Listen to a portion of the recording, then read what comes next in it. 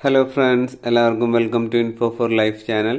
അപ്പോൾ നമ്മൾ ഒച്ചുകളുടെ ഒരു വീഡിയോ കുറച്ച് മുന്നേ ചെയ്തിട്ടുണ്ടായിരുന്നു. ആഫ്രിക്കൻ ഒച്ചുകൾ വളരെ ഉപദ്രവകാരികളായിട്ടാണ് ഇരിക്കുന്നത്. നമ്മുടെ ചെടികളും എല്ലാ സാധനങ്ങളിലും ഇത് പടർന്നു കയറും. എല്ലായിടത്തും ഉപദ്രവമാണ്. അതുപോലെ രോഗങ്ങൾ പടർത്തുന്നതിനും ഈ അമീബിക് മസ്തിഷ്ക ജ്വരം വരുന്നതിനൊക്കെ ഇതൊരു പ്രധാന കാരണമായി മാറുന്നുണ്ട്. അപ്പോൾ ഈ ഒരു സാധനത്തിനെ എങ്ങനെ ഒഴിവാക്കാമെന്നൊക്കെ ആലോചിച്ചിരിക്കുന്ന സമയത്താണ് ഇന്ന് വളരെ അവിചാരിതമായി വീടിൻ്റെ പുറകിൽ ഇങ്ങനെ ഒരു കാഴ്ച കാണുന്നത്. എന്തോ ഒരു കൊത്തി വലിക്കുന്നുണ്ട്. ഈ ഒരു ചെമ്പോത്ത്, ഉപ്പൻ എന്നൊക്കെ പറയുന്നത് നമ്മുടെ നാട്ടിൽ ചെമ്പോത്ത് എന്നാണ് പറയുന്നത്. ആ ഒരു കിളി ഇങ്ങനെ ഇരുന്ന് എന്തോ കൊത്തി വലിക്കുന്നുണ്ട്. അപ്പോൾ ഞാനിങ്ങനെ നോക്കുമ്പോൾ അത് ഈ ആഫ്രിക്കൻ സ്നെയിലിനെ എടുത്തിട്ടാണ് കഴിക്കുന്നത്. അതായത് ആഫ്രിക്കൻ സ്നെയിലിൻ്റെ ഈ ഷെല്ലുണ്ടല്ലോ, അത് ഇതിൻ്റെ കൊക്ക് വളരെ കട്ടിയുള്ളൊരു കൊക്കാണ് കേട്ടോ.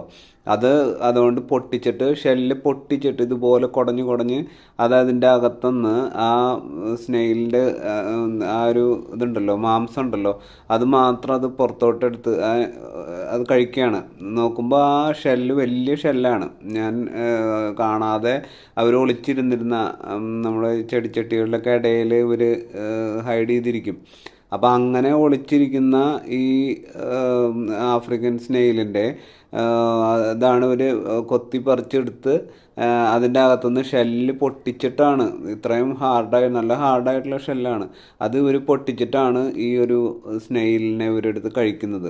അപ്പോൾ ഈ ഒച്ചിനെ നമ്മുടെ പ്രകൃതി തന്നെ ക്ലീൻ ചെയ്യാൻ വേണ്ടി വെച്ചിട്ടുള്ള ഒരു ജീവിയാണ് ഈ ചെമ്പോത്ത്. അതുപോലെയുള്ള കാക്കയും കുറച്ച് കഴിക്കുന്നു തോന്നും.